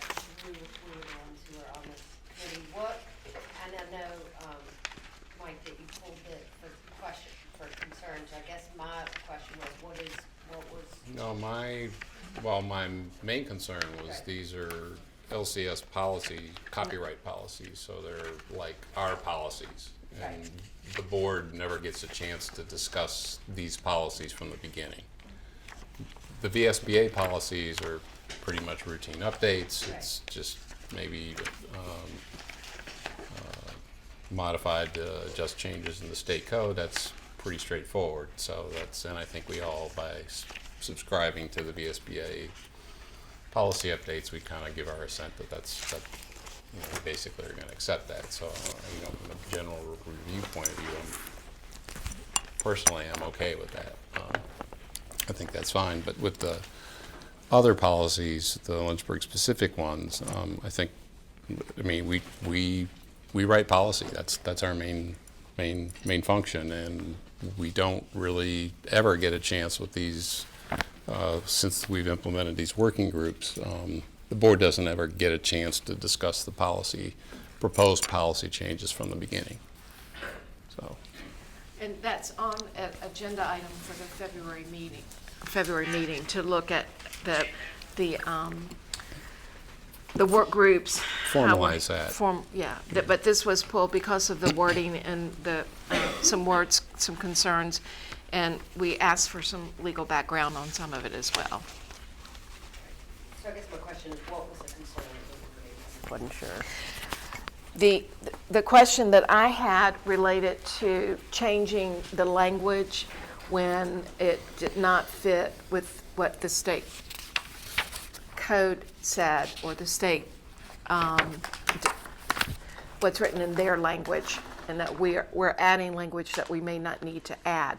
Other school divisions have added the language. I think Hope gave us a list of schools. I think it was Albemarle, Charlottesville, Norfolk, Richmond, Virginia Beach. And it specifically relates to gender identity and sexual orientation of the two. Just to give a little bit of background, when we were in the meeting, my point of view was not so much legally do we need to add these, was not really my question when we were doing it. It was more of, is it the right thing to do is to add these? And to me, the answer was yes. I wasn't looking to see if maybe next year they were going to change. If we have to change next year, to me, then we change it next year. If there's another group that we need to add, or to me, my opinion of it is, it doesn't matter to me if the law says you don't have to add them. We've heard from enough people to know the importance of adding them. And I think that's kind of where I came from in the policy meeting of, if these groups are in our school, then I'm going to have them on our policy. Well, and I think the concern was that we had it with our employees, but did not have it in our student. That we have it one way and we had it a different way. And the question was to have it apply in all instances. Ms. Carter? The other concern was that it just needed to be consistent. But I think what Mike is addressing, Dr. Neal is addressing also, the fact that sometimes the more you put into a document, that can trip you up also. But according to this, we're okay. Dr. Gupta? Clarification on these last 3 lines of Jennifer Parrish. The opinion, Parrish. Page 11, or page 11? Page 11, yes. By adopting these policies, school boards will be, who will be suing? Who will be suing? I don't know what By she's adopting saying. these policies, the school board is volunteering to add legal protections to classes of people not required by law, which could lead to claims or litigation for violation of the board's own policies, which would otherwise not exist. So, and I think it's probably a good time for me to speak in general. Thank you. I was contacted mostly about concerns of possible liability issues. And so I thought that, fortunately, I didn't have to reinvent the wheel. Stafford County recently went through this, and they decided actually on January 14th to release their attorney-client privilege and share those documents with everyone else. And in particular, I think that the document from the Farish, Sneed, Franklin, Simpson is probably the most layperson-friendly to read.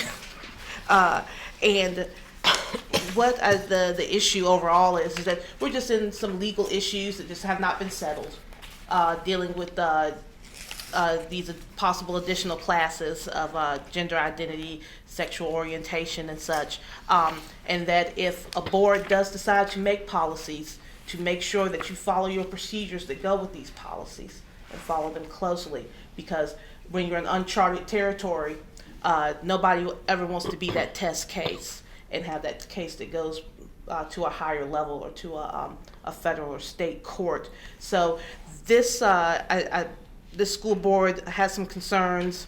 Their attorney addressed them. I think This is Stafford? Stafford, Okay, yes, ma'am. thank you. Stafford County. And I think that as far as one thing, they want to make sure they had the proper power to do it, which is clear under the Constitution of Virginia and also Attorney General's opinion. And second, then if we do this, how will this open us up to possible legal liability? And I think those questions are not really been settled. And see, that was my question. You're protecting an unprotected class of citizens. So why will it lead to a lawsuit? Well, You're saying from a layman's if perspective. if you have a policy and someone feels that policy was not properly applied to them, that could open up a lawsuit. Someone else in another protected class may feel that their class protection was violated if if someone else's protected classes, say if someone makes some type of religious type of issue about maybe something else, then that could be something that could cause a lawsuit. So it's just one of those areas where right now there are numerous federal cases all over the country. I could imagine some cases will get resolved in the next 1 to 2 years or so as they wind their way through the court systems. But it's just one of those things that when you add something that is not already settled, it just may open up our division or other divisions for litigation. Just for discussion. Yes. Probably an example of that would be, and I'm seeing a lot of this in the current culture wars, whatever, is people who declare what their pronouns are going to be. Yes. And other people feeling put upon to conform with that when their religious beliefs primarily dictate that that's not an option. So one group wants to be recognized how they want to be recognized, whereas the other group finds that in and of itself an affront. And how do you resolve that conflict? I don't have the answer to that, but that one keeps coming up. And there is a case that has come up in Virginia. A teacher had that issue with a student, and unfortunately the federal courts have just been really slow about making decisions. So even when I looked that up, there's no decision. It's just been filed. Nothing's been said about it, but exactly, that's one issue that is before the Fourth Circuit Federal Court, which is the controlling circuit for our district here in Virginia. But exactly, so sometimes things that perhaps are done with good intention or not, it's just other ramifications that may come from it. So I just wanted to make sure the board was aware of what another jurisdiction said. My thoughts are in line with the opinions expressed in here, and I think that if the board does decide to adopt these policies, just to ensure that procedures are followed and that there's no issues that can maybe come back in the future. And then if things are changed, because I did include, that's one of the reasons I did include the possible policy, the model policy for the state school Department of Education that may be adopted, because we may have to make some changes based on that in the future. So we're in a field that's in flux, and while it's in flux, I think that's something to consider about how to handle our policies going forward. Dr. Coleman, I'm sorry. Of course, we're not voting tonight, but. We're discussing. So thank you so much. This is the value of having our board attorney with us in meetings. And so I value what you said. You're in harmony with the documents that you have presented and would urge us, and you would help us with that process, whatever the board's will is in making Yes. sure. And if there are further questions after this meeting, just please let me know. Dr. Brennan? So, Ms. Towns, can I just ask, because again, I have no legal background, both of these were so difficult for me to read, but the first opinion that was from July 10, 2019, seemed to be actually in favor of Stratford Public Schools making the change in their policy. And then the one that's dated August 15th, which was from another law firm, went through much more detail and really, I think, made the point that, as you said, it's uncharted waters, that you really can be sued in either case, that if you don't make the change, you make yourself open. If you do make the change, you are. And he ultimately said, really from a risk management point of view, I would suggest that you do not make a change at this time, not from a legal point of view. Right, and I think in particular, the first opinion leans more into, can we actually do it? Can we actually make these changes a little bit more than the second opinion? And yes, you get beyond a legal question to risk management, what your policy concerns are about the students that are served by your district. And so I think that both opinions are still in line with each other. Even though I think that the second opinion speaks more to, I think, the concerns that you all would have as board members, some of the questions at the end, because we know places like the Virginia High School League issue. That's not part of what we do as our board. They're their own separate entity. I've had that question asked. I think that I like the opinion because it maybe would hopefully answer some questions that came up as you all thought about it. If you deal with changing these particular set of policies. And I think one of the things I will add in reading the policies, if you do look at two of them, they already include some language already that's been passed. So hopefully, I don't know, and that may have been satisfactory to some people. I know that there are times that people come in and speak to what is in our policies, and there are some protections, particularly, let's see, I'm still getting used to the alphabet soup of the numbering and everything, so I have to look back at my notes. Yeah. So JFHAZ. Yeah, and GBAZ both have language in them that protect sexual orientation, perceived sexual orientation, and gender identity. And I suppose that was passed back in 2018, July 2018 or so. That's for staff teachers, correct? And students, because both of those students, are okay. two separate policies. One's the student policy and one is the teacher policy. So in some ways, some of these issues have already been voted on, but I don't think it's a bad thing to maybe have a refresher on what the legal ramifications can be about this language and how this field is still changing. I just didn't understand. You said that in 2018 it passed, and that was the wording that we added to it, so I don't know how that's already there for students, so I'm confused. Let me see. Let me make sure. I'm Not for confused. students? It was for staff. It was not the same language for students. They weren't the same. They were not the same. Right. The staff Let me was see. more different Correct. The staff was a, wording, the students was more Rigid. yes. That was, Workplace. when we went into the meeting, that's how we looked at it, and we were trying to get them the same. Yes. Let me look to make sure I'm not misspeaking. I'm trying to find it. But from what you read, sounded like what we had talked about at the meeting to have it be like. That's what I don't understand. Okay, so I'm reading from the policy JFHAZ, let me make sure I'm getting, JFHAZ, which is the student version. And in the student version, under section 2, letter C, additional prohibited behavior.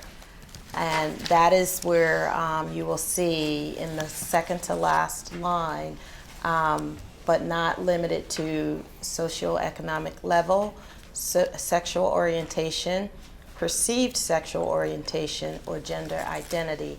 That's the student version in the JB. The same language under additional prohibited behavior is in the employee version, the GB policy. So it's there, and what we added was language in the top paragraph where you first are identified. Okay. It's down in the middle of the both of those policies as additional prohibited behavior.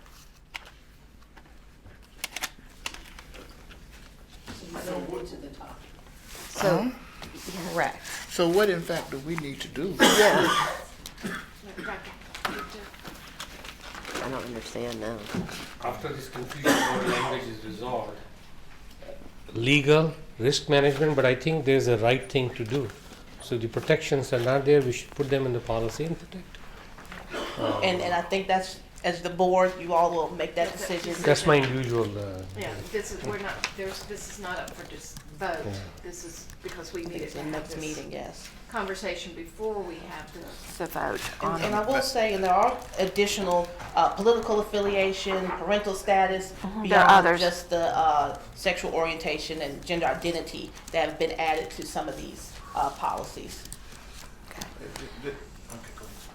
Dr. Zeno? Let me ask for clarification on what is perceived, what was it, perceived gender It identity? says perceived sexual orientation. Is that like where I think you're gay because you ping my gaydar, but you're not actually gay, but I act against you in some way, or? I'm assuming. Yeah, what does that mean? The perception of, maybe the orientation of perception, is it from someone who perceives someone as gay, or? I would assume that is accurate, Okay. that you assume someone So it's not is the person is identifying as gay, but they're being perceived right. and Because it says discriminated sexual against because of that. orientation, so that would be Okay. me identifying. That's and what I then thought, but perceived sexual I orientation. wanted to be sure, thank you. And as one individual board member, I would like to get clarity through, before our next meeting on exactly what we are actually doing. Because I'm not clear. I'm going to honestly say I'm confused as well after hearing even being at the policy meeting, after hearing that read that way, that I felt like that's what we had changed at that policy meeting. Well, as I think what Hope was telling us, that sometimes if you add things, No, but what she read, isn't that what we added at the meeting? And she's saying it's already there.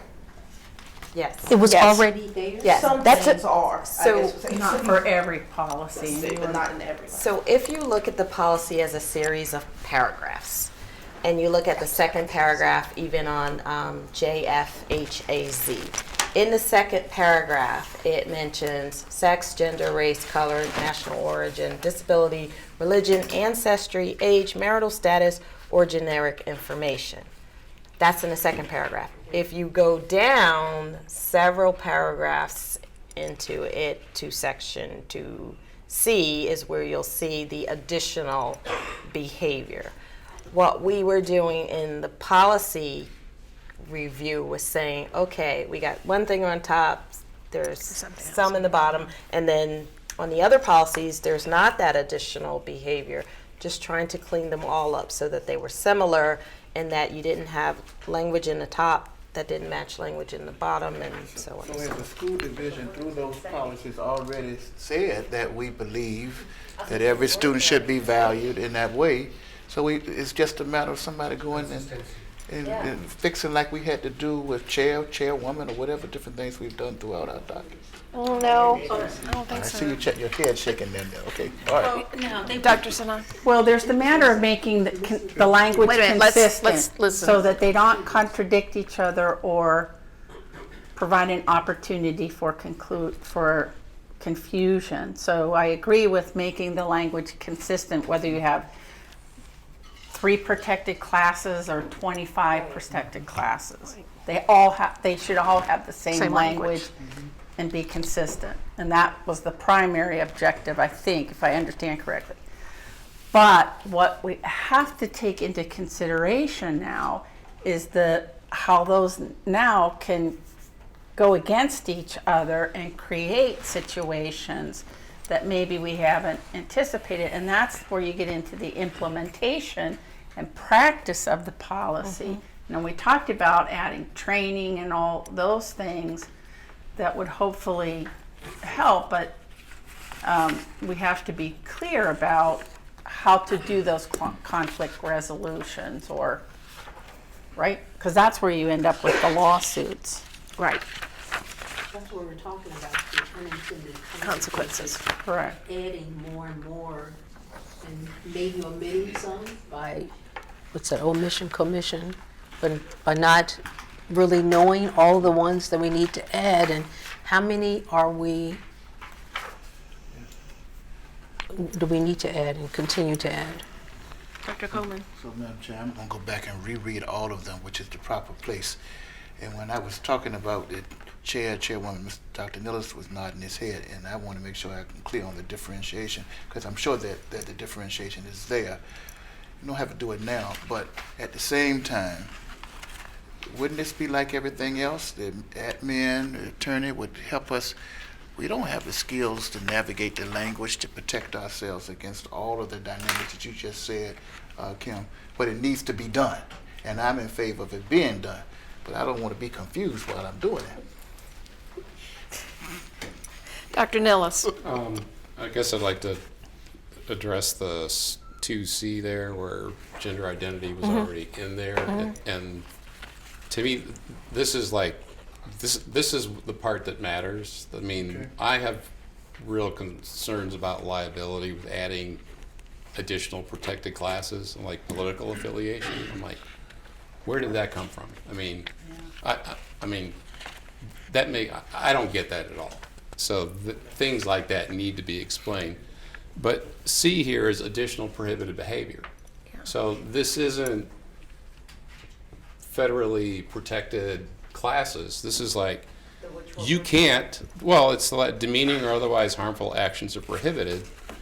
I mean, it starts off as behavior that is not unlawful may nevertheless be unacceptable. Demeaning or otherwise harmful actions are prohibited, particularly if directed at personal characteristics, including socioeconomic level, sexual orientation, perceived sexual orientation, or gender identity. And that's not establishing a protected classes. Mm-hmm. That's just saying, hey, no harassment for whatever reason. Right. I mean, my personal preference on these would be like, no harassment, period. Well, we talked about that. And get rid of the ever increasing and just say, just reference federally protected characteristics, because that list is always increasing. And then you also, the way I see these, I think there's some built-in conflicts with the classes that are identified, and that's where I think we set ourselves up for liability issues. And if the issue is to protect the students, to me, this additional prohibited behavior here, maybe you expand that paragraph, and that needs to be like up front. Nobody's that's gonna look at this policy. Some sophomore is gonna say, "Oh, hey, who can we pick on?" They're not gonna go through and look at this. That needs to be up front, where not buried three pages down into the policy. Ms. It was Evans? done to be the same across the board when you talk about political well, video. yeah, I know, you just said you didn't know where it came from. That's where it came from. But that's what I'm saying. This paragraph talks about additional prohibited behavior that's not unlawful. But I'm talking Basically. about it came from the employee. Okay. So my next Right. is that for the employees, that's interpreted by what, Department of Labor, pretty much, and then the students is Department of Education. Right. And they don't interpret all these things the same. I'm just going from when we started our policy meeting of I being understand. asked to get this language the same between the and I don't mean Department of Labor, I mean policies under personnel and policies under students in the same language. So not really, sorry if I misspoke, not really teachers versus students, but personnel versus students. Maybe that's a better way to put it, because that's all under Lynchburg City. Yeah. So that was trying to get all of that language the same. And also trying to put some acknowledgement to the groups that felt like they weren't protected. That was also another piece of it. Well, we did say that Lynchburg City Wanted to make a clear stance that we didn't discriminate regardless of what classes there were, regardless So of is that what. more of an affirmation, like this is our goal, kind of? Because the way the policy is written, you're establishing specific protected classes. That's true, too. So what That's is my your interpretation. suggestion for how And I'm not a for how it should be written? What are you suggesting to put and not put? We need to talk to a lawyer. which is my point. Yeah. So, Madam Chair, is this another one of the matters where we would have to determine if the will of the board is to move in that direction, and then let the people who can put that together for us bring it to us? Well, it's for discussion, and I think after this discussion, I think all of us need time to review what's been given to us and to look at the policy. And then if there are questions after you look at it, those questions can be sent to Crystal. Yes. But No, I just mean but in you said terms, it stays, policy stays with the Board. With the board. Once it comes to us, then. It stays with okay, us, that's yes. right. So, or to Christie so that she can compile them and get them out, that would probably be more appropriate. Okay, So I understand when we come next week, we Right. want to have a decision to vote on this, is what you're telling me? I'm saying that we could have a decision next week to vote on it if we're at that point, and it could be the decision is that we're not ready to make a decision Okay. yet. Okay, and I'm cool with that. But it would appear to me that if we're going to make a decision, as we're doing in every other area, we need to know what we're voting on. Yeah. We need to see what the language looks like. Because I hear Dr. Nellison's point, and Kim, you made a good point. So, and I need to be clear on something this important. You know, Then I would say that we're not going to be ready to vote on it by next Tuesday. Okay. Probably not, because of the questions and the clarification that we need. And perhaps we can bring that to the board in additional information. So That I helps. just want to make sure I guess I understand. So it sounds like you all may be looking at some different language for this policy. Yes. These policies, these sets of policies. And, Consideration. all right. which would reduce as much risk as possible. But at least I, as one board member, I don't know, that we want to make sure that all of our students are protected the best that we can do it in language that it would be acceptable for us to adopt. So here, the policy that the things that we changed did add Some protected classes. classes to the student section.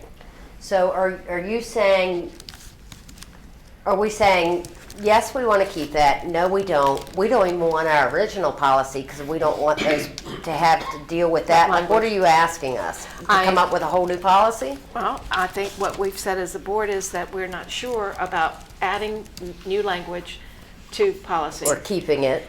Keeping it the same, Or or do rewriting we it. need to rewrite it? And this discussion Right. is something that That- the whole board needs to Right, have. but that's what I'm asking. Those are three choices. That's what we're looking at over the next bit of time. Yes. Okay. Okay.